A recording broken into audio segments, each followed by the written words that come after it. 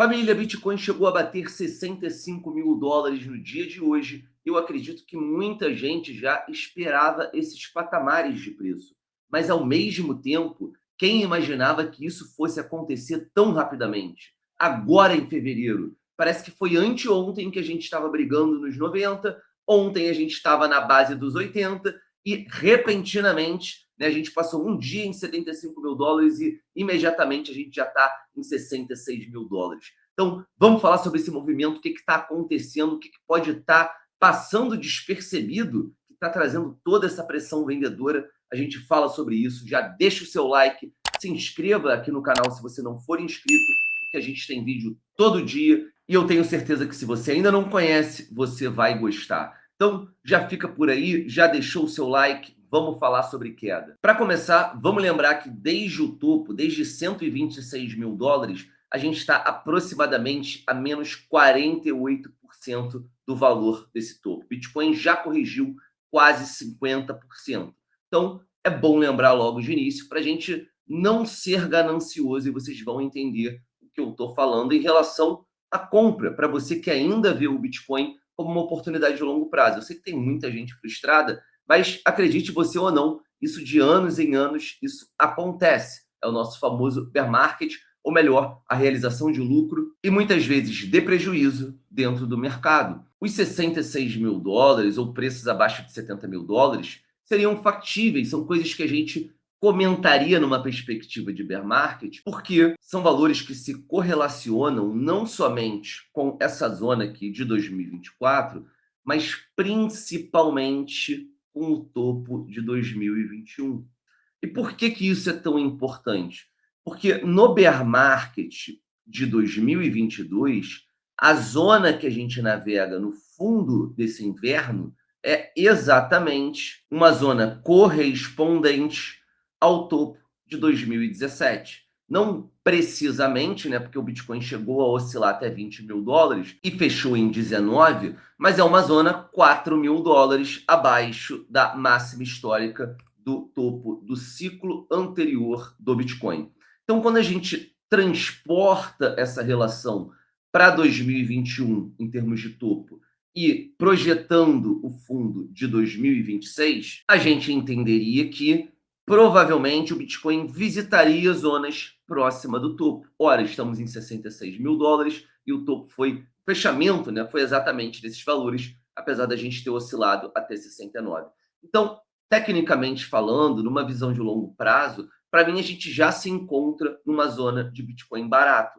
Mas é normal que ninguém esteja, ninguém não, né? Mas pouca gente nesse momento olha esse ativo agora e fala, pô, vou comprar, compra certa, isso aqui é oportunidade. Porque a gente vem sendo frustrado não só desde o topo, porque, né, achava-se que o topo seria mais longe, ou melhor, mais alto em termos de preço, mas ao mesmo tempo a gente também ficou ali na perspectiva de um gostinho de quero mais, quando esse repique não chegou nem a ultrapassar 100 mil dólares, o repique eu me refiro, né, à formação desse topo descendente, que hoje já fica mais clara, e é normal, família, depois de toda essa pressão de venda e com todo esse medo presente no mercado de maneira prolongada, que fique aquele gosto de, olha, acabou, aqui acabou, isso aqui não volta mais, eu tô fora, eu não vou me meter com isso. E aqui na Liga Cripto, a gente costuma falar que o inverno ele traz um frio que é desagradável, principalmente para sua posição de hold de longo prazo. Mas, ao mesmo tempo, são nesses momentos que as melhores construções de portfólio, ou que a gente diga oportunidades, se apresentam. Então, sim, como eu disse no meu último vídeo, abaixo de 70 mil dólares, já nessa zona de 66 até 60 mil dólares, e se vier um pouco abaixo, eu tenho que pensar que isso pode acontecer, mas a partir daqui eu começo a fazer um DCA pensando no aumento da minha posição de Bitcoin no longo prazo. Só para fins de comparação, eu sei que o RSI vai estar um pouquinho pequeno, eu vou até aumentar e subir um pouco ele, para ficar um pouco melhor, mas só para fins de comparação, esse nível de estresse no gráfico semanal, ele está, comparativamente falando, parecido com a zona de junho de 2022 do Bitcoin. A gente acessou uma zona de estresse e de fraqueza no mercado, que ela só foi vista da última vez em junho de 2022. Naquela época, o Bitcoin custava US$ 26.000 e ele chegou a bater, né, no seu fundo um valor 40% menor desse ponto, em US$ 15.000. Então, família, eu não tenho como adivinhar ali o bolso da mosca, mas ao mesmo tempo eu já tenho a interpretação que essas zonas são zonas que a gente vê muito raramente. E fazendo um exercício, isso é só um exercício, uma projeção. Se a gente tiver uma movimentação parecida com o que a gente teve em junho de 2022, o cenário seria mais ou menos esse. Bitcoin poderia chegar até aproximadamente US$ 50.000. Então pensa, se você está comprando a 66 e ele chega a 50, realmente você tem uma perda de capital de curto prazo. Mas daqui a 2 anos, qual será o preço do Bitcoin? Será que fez diferença você comprar a 50 e a 66? E principalmente, eu não estou falando para você dar all-in em 66 ou all-in em 50, que a gente não sabe se vai chegar, mas sim pensar na construção de um preço médio dentro dessa estrutura. Ou melhor, dentro dessa zona de oportunidade. Só uma ressalva, família. Eu sei que por questões, né, da macroeconomia, a taxa de juros, o comportamento do Fed e até mesmo métricas sociais, o período de 2019 ele foi usado muitas vezes como comparação em relação ao topo desse ciclo. Mas se a gente for utilizar o RSI, comparar o RSI desses dois momentos, a gente vê que nem naquela época, no nosso Covid crash, tá? Na crise de saúde mundial, a gente teve níveis de fraqueza do mercado comparativos ao que a gente está tendo agora. A única comparação mais plausível é realmente um fundo de bear market, ou melhor, a construção e zonas muito próximas de um fundo de bear market. Então, dito isso, família, queria abordar agora um outro ponto, um outro catalisador importante dessa queda, na minha opinião, que são os ETFs. A gente sabe da importância deles para o crescimento do mercado, o quanto eles foram representativos na descoberta de máximas históricas, no desenvolvimento da nossa bull run, mas será que eles estavam preparados para a volatilidade desse mercado?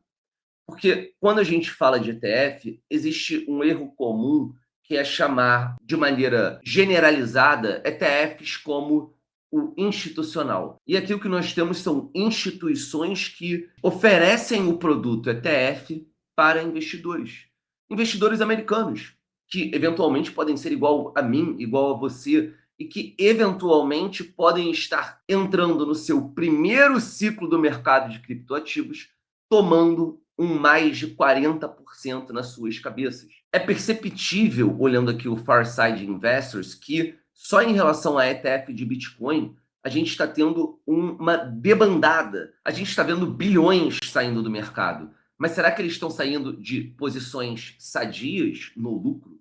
Então, esse gráfico de ETF semanal que eu achei aqui foi bastante interessante para observar um dado que justifica, na minha opinião, parte dessa grande debandada dos ETFs. Porque, repare, o preço médio dos ETFs aqui na linha azulada é de US$ 82.000. E hoje, tá, em 5 de fevereiro, nós temos 72% de todo o inflow de ETFs em loss, em perdas. Não significa que eles estão 70% no negativo, mas 72% de todas as posições que foram colocadas em ETFs estão em prejuízo. E isso, família, o que mostra pra gente é quase que um indicador de sentimento dos investidores de ETF. Muita gente comprou caro em 2025 e no momento de pânico, no momento de pressão, essa pessoa ela só tem na sua carteira um papel que ela tinha expectativa de lucrar. Ela não tem ali dentro fundamentos de longo prazo, ela não enxerga esses fundamentos de longo prazo. E por que eu estou falando isso, família? Porque da mesma forma que os motores, né, institucionais, entre aspas, mas que compradores de ETF impulsionaram o Bitcoin para cima, junto com empresas também comprando Bitcoin, ETFs a gente já sabe como eles se comportam, porque no fim das contas são pessoas sob pressão, sob prejuízo. Mas será que o institucional vai agir da mesma forma? A gente sabe, né, eu gravei um vídeo recentemente em relação ao Michael Saylor, em relação à MicroStrategy, e eles têm um plano para rodar os bitcoins, para não precisar vender os bitcoins no caso de um revés do mercado. Mas será que as outras empresas têm? Então, família, não compre o discurso de que o institucional não vende. Depende. constitucional. Você está falando de ETF, então aí no caso não é institucional. São investidores qualificados, né? São investidores daquele país, no caso dos Estados Unidos, que estão comprando criptomoedas ao invés de ser por uma exchange, por uma custodiante de ETF. Mas será que o psicológico deles é muito diferente dos vendedores que compram via exchange? Então, o que eu estou observando hoje é um mercado de 2026 com o Bitcoin, né, tendo a chancela da BlackRock, tendo diversos pontos positivos, Tesouro Nacional. Mas será que os investidores de ETF, que também surgiram recentemente, eles têm a mesma cabeça? Uma cabeça moderna, atualizada? Ou eles de fato estão conhecendo o Bitcoin pela primeira vez? Agora eles estão sendo introduzidos no mercado cripto. E aí, o importante é observar como eles vão se comportar. Pelo que me parece, eles estão se comportando como a manada, como pessoas e investidores que estiveram presentes nos outros ciclos, 2017, 2021, se comportaram. 2025 a gente viu uma ausência social, mas teve o papel do institucional e de novos investidores, que agora estão fazendo o mesmo papel que as manadas faziam nos momentos de queda. Então, eu não acho que o Bitcoin vai cair menos, eu acho que a gente tem totais chances de permanecer nesses valores, assim como ir um pouco mais abaixo. Como eu já falei, em preços que não são muito ventilados, né, 50 mil dólares, mas eu não descarto as hipóteses. Como eu falei, desde o momento que a gente perdeu a média móvel de 50, lá atrás, quando o Bitcoin perde os 100 mil dólares, eu falei, nós somos azarões nessa corrida. E me parece que agora a gente não tem mais como ganhar. A gente vai ter que esperar essa corrida de inverno acabar, se posicionar e esperar momentos à frente em que os touros retomem o poder. Esse momento não é agora, mas também não é caos, não é fim de mercado e muito menos não é o fim do Bitcoin. Vou ficando por aqui, família. Grande beijo, grande abraço. Não se esqueçam de deixar o like de vocês. E é claro, se não tem conta criada na Bybit, crie agora. Tem promoção rolando do cartão de crédito, em que você pode ganhar até R$ 150 de bônus de lambuja, tá? Não é complicado, é só fazer o seu depósito e utilizar o crédito, por exemplo, pagando uma conta que você já tinha que pagar, que você vai ganhar esse cashback. Verifique as regras da promoção. Eu vou ficando por aqui. Valeu, família. Até a próxima. Fui.